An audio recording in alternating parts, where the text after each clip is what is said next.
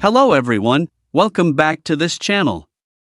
In this video, I will show you the easy and clear steps on how to turn off Suggest Replies in Microsoft Teams on Android.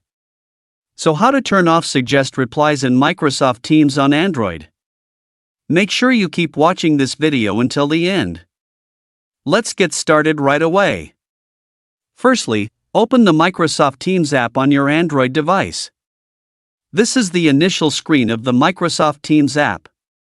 Next, tap the profile icon at the top right of the screen, and a scrolling down menu will appear. Tap Menu Settings, and tap the Messaging menu. Tap Suggested Replies.